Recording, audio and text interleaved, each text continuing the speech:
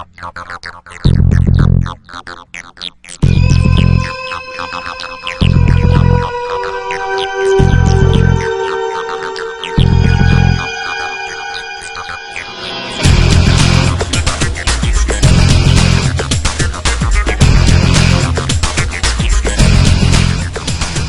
there traders, it's Jeff from thestockbandit.com. Thanks for joining me for this video. So let's take a look at the indices and where we currently stand. We know that's going to influence how individual stocks move in the days ahead. So we'll examine some key levels here of the major indices. So last week was kind of a mixed bag. We saw really nothing significant take place in terms of big technical moves. We saw no momentum, and we actually saw some mixed results. The Nasdaq, for example, down 1%, the Dow up 1%.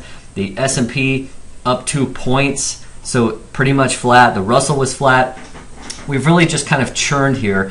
And, you know, when it's all said and done, that's not really a bad thing. We've seen this big V-shaped move off the November 16th low right there. And rather than give back a big chunk of that, we've just kind of rested here. So this kind of rest phase is really a positive thing. We've carved out some levels here. We're testing this 2961 level. That was some support right here pre-election. Okay, so right here late October, 2961. Once we've pushed past that, we've pulled back to test it a few times. In fact, we've gotten beneath it intraday, but once we closed above it, we have yet to close back beneath it. So we tested it again last week. We're narrowly holding above it. We're only about 17 points above it.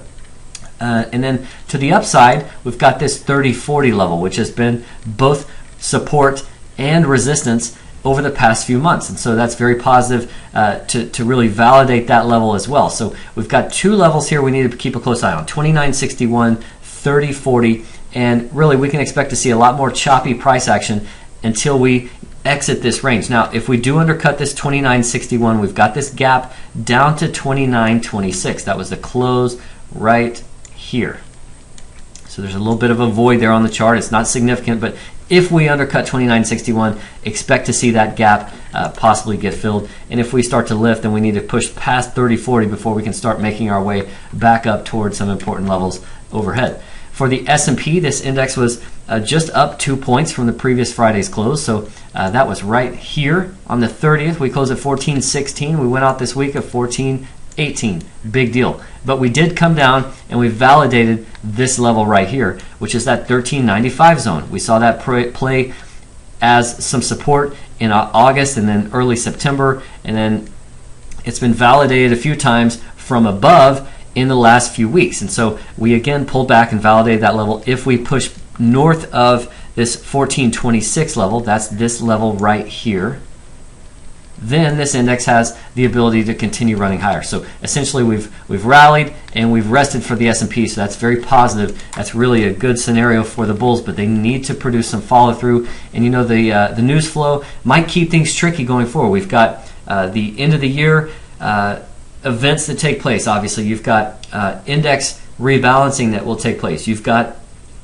window dressing that will take place by funds. You've got kind of the chasing of performance by those who are lagging, trying to make up a little bit of ground here late in the year. You've got individuals who might be doing some tax related selling. You've got the traders by and large who are just going to start to lighten up and even exit the market temporarily as we get closer to the holidays. People just you need to expect that the volume is going to diminish, and therefore you've got to be very selective and stay pretty light with new positions, at least until after New Year. So we're getting into that time of year. It's time to start thinking about that.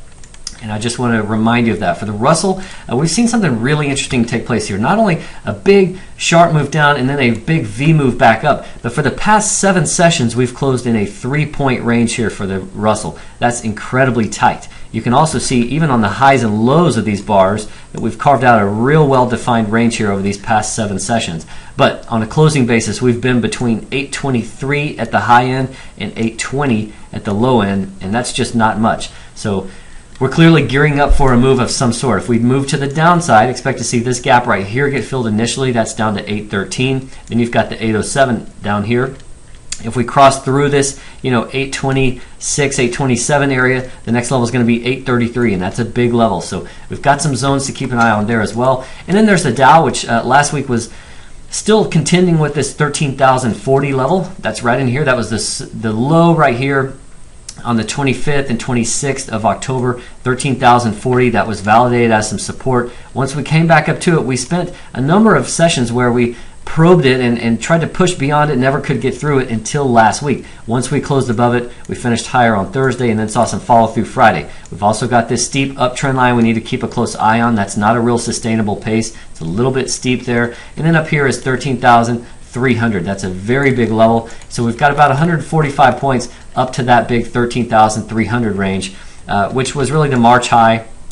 And then it posed as resistance and then became some support right here this fall until we undercut it. We rallied back up. We're unable to reclaim that level. So 13.3 is a really big level. If we head toward there, expect to see a battle take place. So that's what I'm looking at as we head into the new week of trading. If you're looking for some additional trade ideas to add to your own, check us out at thestockbandit.com. We'd love to show you what we're all about. And thanks for joining me for this video. I will have more for you soon, but until then, trade like a bandit.